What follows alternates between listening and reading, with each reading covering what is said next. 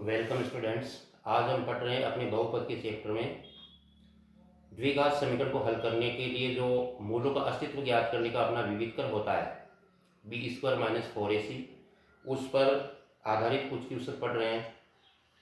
उसमें हमें किसी एक चर का मान पूछा जाता है कि ज्ञात कीजिए कि के किस मान के लिए दिए गए द्विघात समीकरण में कहीं ना कहीं वो चर होगा जिसका हमें मान ज्ञात करना है कि उस चर के किस मान के लिए उस द्विघात समीकरण के मूल कैसे हो, वास्तविक बराबर हो, वास्तविक भिन्न भिन्न हो या वास्तविक नहीं हो, मतलब काल्पनिक हो। तो जैसी स्थिति दी है उस स्थिति के अनुसार हमें विविधकर लगाना है। वैसे हमें ज्ञात है पहले से कि जो विविधकर होता है अपना बी स्क्वायर माइनस 4ac, मूलों का अस्तित्व ज्ञात करने का उसकी तीन स्थितियां होती है। यदि बी स्क्वायर माइनस 4ac का मान बड़ा हो 0 से तो मूल वास्तविक तथा भिन्न भिन्न होते हैं। बी स्क्वायर माइनस 4ac का मान बराबर हो 0 तो मूल वास्तविक तथा समान होते हैं, और बी स्क्वायर माइनस 4ac का मान छोटा हो 0 से माइनस का प्राप्त हो तो मूल वास्तविक नहीं होते हैं, काल्पनिक होते हैं। तो इन तीन स्थितियों में से कौन सी स्थिति दी उसके अनुसार हमें इस विविध का मान लगाना है और उसी अनुसार हमें उस चर का मान ज्ञात करना जो प्रश्न में पूछा गया है। जैसे तीनों स्थितियों के हमने तीन क्वेश्चन लिए हैं, इनको हम हल करते हैं। पहली स्थिति के अंदर पहला जो प्रश्न दिया है वो दिया कि के किस मान के लिए इस द्विघात समीकरण के मूल है वो वास्तविक तथा बराबर है। तो वास्तविक तथा बराबर होने के लिए अपनी स्थिति लगाएंगे हम और के का मान ज्ञात करेंगे। सबसे पहले गुणांक लिखिए। पहले प्रश्न में ए का मान एक्स स्क्वायर का गुणांक के प्लस 4, बी का मान एक्स का गुणांक के प्लस 1, सी का मान एच पर 1। अब चूंकि इसमें हमें क्या स्थिति है कि मूल वास्तविक तथा बराबर है, तो मूल वास्तविक तथा बराबर होने के लिए बी स्क्वायर माइनस 4ac का मान क्या होता है, 0 होता है। चूंकि मूल वास्तविक तथा समान है या बराबर है, अगर ऐसा होता है तो बी स्क्वायर माइनस 4ac का मान क्या होता है, बराबर 0 होता है। ए बी सी के मान लगाएं। बी के स्थान पर बी का मान लिखेंगे हम के प्लस 1 और इसका है स्क्वायर माइनस 4a और सी। ए के स्थान पर क्या लगाएंगे हम के प्लस 4 और सी के स्थान पर क्या लगाएंगे हम 1 और बराबर में 0। नियमानुसार हल करें तो के प्लस 1 का होल स्क्वायर खोलेंगे ए प्लस बी के होल स्क्वायर की सर्वसमीका से। तो ए प्लस बी का होल स्क्वायर क्या होता है, A square plus 2ab plus B square. तो देखिए A square plus 2ab plus B square, ये मान किसका प्राप्त होगा, इसका। और आगे वाला पद क्या है, माइनस 4 a प्लस 4 और उसका गुणा 1 से बराबर 0। इसमें हम a का मान लगाएंगे k, b का मान लगाएंगे 1, a के स्थान पर लगाएंगे k और b के स्थान पर लगाएंगे 1। जैसे इस पद को हम हल करते हैं तो k का होल स्क्वायर के स्क्वायर प्लस यहाँ गुणा करने पर मान आ जाएगा 2k प्लस 1 का वर्ग हो जाएगा 1 माइनस 4 से गुणा कराकर कोष्ठक खोलें तो माइनस 4k और इस माइनस से ये चिन्ह चेंज को कर क्या बन जाएगा माइनस, और 4 का 4 से गुणा हो जाएगा 16। 1 से गुणा करने पर ये मान आएगा बराबर 0। अब देखिए यहाँ पर के स्क्वायर का एक ही पद अपने पास, तो के स्क्वायर के देखिए दो पद है, 4k माइनस का 2k प्लस का। तो 4k में से 2k कट के घटेंगे तो शेष क्या बच जाएगा, माइनस का 2k। और इसके बाद एच पद में देखिए 16 और 1 प्लस का 1 माइनस का घटेगा, 16 में से 1 घटाएंगे 15 बचेगा, किसका, माइनस का, बराबर 0। तो ये के रूप में एक दूसरे चर के रूप में एक द्विघाती समीकरण प्राप्त हो गया हमें यहाँ के का मान ज्ञात करना है। तो एक त्रिपदीय व्यंजक है, मध्य पद के हमें टुकड़े करने हैं। तो मध्य पद के टुकड़े किस नियम से करने, मैंने आपको बताया था कि अंतिम चिन्ह यदि प्लस का तो मध्य पद के टुकड़े जोड़ने के होंगे, अंतिम चिन्ह यदि माइनस का तो मध्य पद के टुकड़े घटाने के होंगे। तो अंतिम चिन्ह क्या कहता है कि घटाने में कितना बचना चाहिए, 2, और गुणा कितना आना चाहिए, बाह्य पदों के गुणा के बराबर। बाह्य पद में कितना, यहाँ 1 और यहाँ पर कितना 15, तो 15 का 1 से गुणा हो गया 15। तो ऐसी दो संख्याएं जिनको घटाने पर बचे 2 और गुणा 15, तो 5 और 3, 5 में से 3 घटाएंगे 2 बचेगा और 5 का 3 से गुणा हो जाएगा 15। तो यहाँ 2 के स्थान पर क्या लिखना चाहिए, 5 माइनस 3। आगे हल करें इसको हम, तो यहाँ पर अपने द्विपद प्राप्त हुआ के स्क्वायर माइनस इस 2 के स्थान पर कोष्टक बनाएंगे और क्या लिखना है हमें 5 माइनस 3 और गुणा में क्या लिखेंगे के माइनस का 15 बराबर 0। और यहाँ पर देखिए ये 2 ही है, घटाने पर 2 बचे, गुणा 15 है, घटाने पर 2 बचेगा, गुणा 15 होगा। अब के से गुणा कराकर कोष्टक खोलेंगे तो के स्क्वायर माइनस 5 का के से गुणा 5 के माइनस ये 3 चेंज होगा प्लस 3 का के से गुणा 3 के माइनस 15 बराबर 0।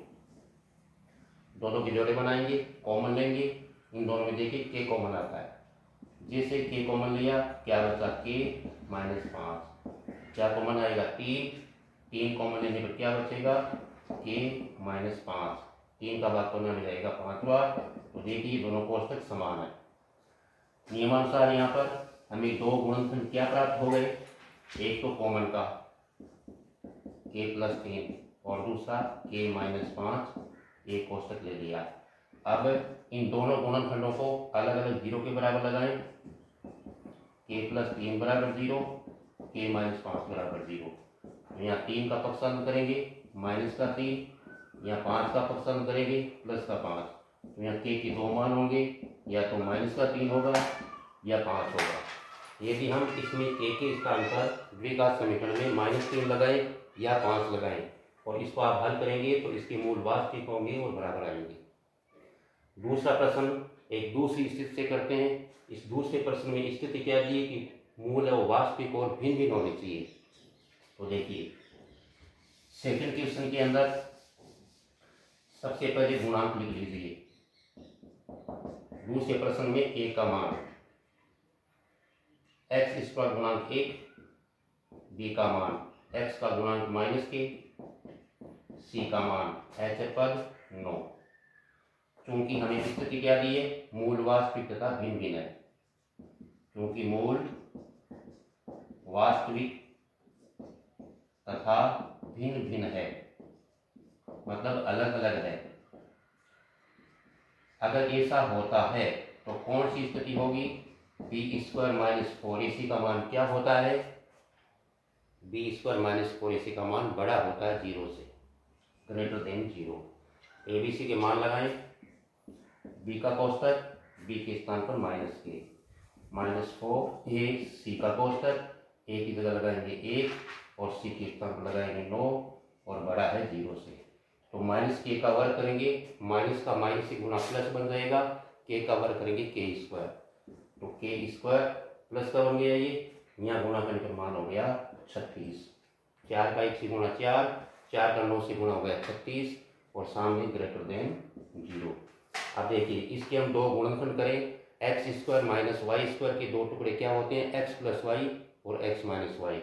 इसको हम ऐसे लिख सकते हैं के का होल स्क्वायर माइनस 6 का होल स्क्वायर का मान बड़ा है 0 से, x square minus y square के 2 टुकड़े x plus y x minus y, तो एक तो क्या हो जाएगा के प्लस 6, दूसरा हो जाएगा के माइनस 6। ये गुणनखंड के प्लस 6 और एक गुणनखंड के माइनस 6।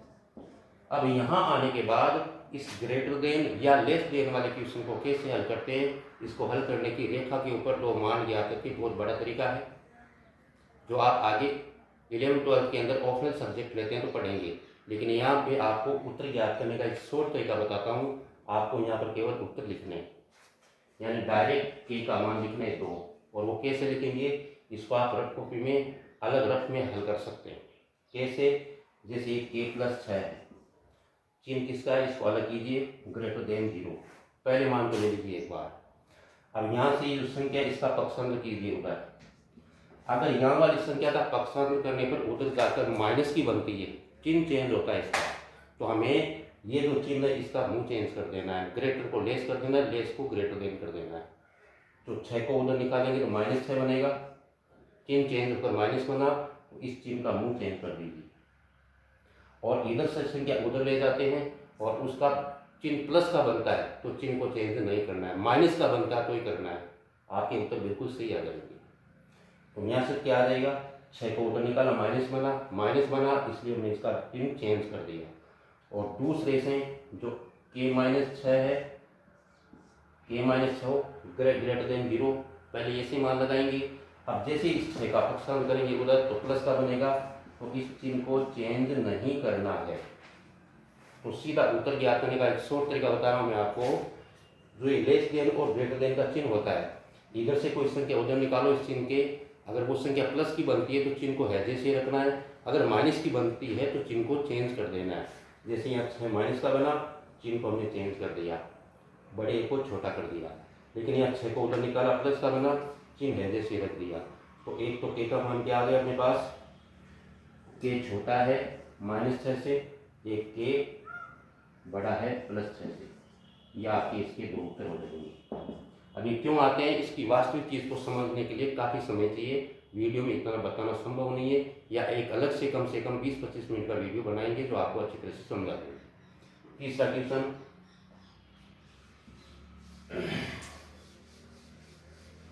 30वें प्रश्न के अंदर हमें स्थिति दी है कि मूल वास्तविक नहीं हो। वास्तविक नहीं हो का मतलब काल्पनिक हो, और काल्पनिक मूल होते हैं तो b² - 4 इसी का मान क्या होता है, 0 से छोटा होता है, माइनस का होता है। तो सबसे पहले गुणांक लिखिए, a का मान क्या है, या 1 x इसका गुणा, b का मान क्या है, यहाँ पर x की गुणा में देखिए 5 के, और c का मान क्या है, x 16। स्थिति क्या दी है, क्योंकि मूल वास्तविक नहीं है। जब मूल वास्तविक नहीं होते हैं तो b² - 4 इसी का मान क्या होता है, जब ऐसी स्थिति होती है लेस देन 0, 0 से छोटा होता है, माइनस का होता है। ABC का मान लगाए, b के स्थान पर क्या लगाएंगे, 5 के, -4 a और c, a के स्थान पर क्या लगाएंगे 1, c के स्थान पर क्या लगाएंगे 16, 0 से छोटा है। हल करें, वर्ग करने पर 25k², 5 का वर्ग 25, के का वर्ग हो जाएगा k², -4 का 1 से गुणा 4 और 16 का गुणा से 4 करेगा 64। अब देखिए इसके वैसे हम गुणनफल करना चाहिए, वही x² - y² के 2 भाग करते हैं उस नियमानुसार। तो इसको हम लिख सकते हैं a² - b²। इसका वर्गमूल करें क्या लिखेंगे, 5 के, वर्ग करने पर वापस 25k² हो जाएगा। 64 का वर्गमूल लिखेंगे क्या लिखेंगे, 8, छोटा है 0 से। तो इसके दो गुणनफल क्या हो गए, a² - b² के 2 टुकड़े क्या होते हैं, एक a+b और दूसरा a-b। तो एक हो जाएगा 5k + 8 a+b, दूसरा हो जाएगा 5k - 8 a-b, छोटा है 0 से। फिर वही तरीका आपको मान ज्ञात करने का अलग से ज्ञात करें। पहला है 5k + 8, छोटा है 0 से। जैसे 8 को उधर निकालेंगे क्या बनेगा, माइनस का 8 बनते ही जो चिन्ह था इसका लेस देन का, इसको ग्रेटर देन करना है। इधर से उधर संख्या निकालो, यदि माइनस की बनती है तो चिन्ह चेंज करना है, प्लस की बनती है तो चिन्ह चेंज नहीं करना है। उत्तर आपका बिल्कुल सही हो जाएगा। और इधर क्या अपने पास 5k, 8 को उधर निकाल दिया, चिन्ह चेंज कर दिया, तो k हो जाएगा -8 और 5 चला जाएगा बटे में। दूसरा मान ज्ञात करें हम, दूसरा क्या है 5k - 8 लेस देन 0, 0 से छोटा है। 5k चिन्ह कैसे रखना है, 8 का पक्षांतर करना है, क्योंकि 8 को उधर निकाला हमने तो ये क्या बनता है, प्लस का बनता है, तो चिन्ह को चेंज नहीं करना है। k छोटा है 8/5, 5 बटे में चले गए, तो इसके दो मान क्या आ गए, एक तो आ गया k बड़ा है -8/5 से, और दूसरा मान क्या आ जाएगा, k छोटा है किससे, प्लस के 8/5 से। इस प्रकार से इसके दो उत्तर हो जाएंगे। तो आपको ये लेस देन और ग्रेटर देन के प्रश्न, इनको अच्छी तरह से ध्यान रखना है।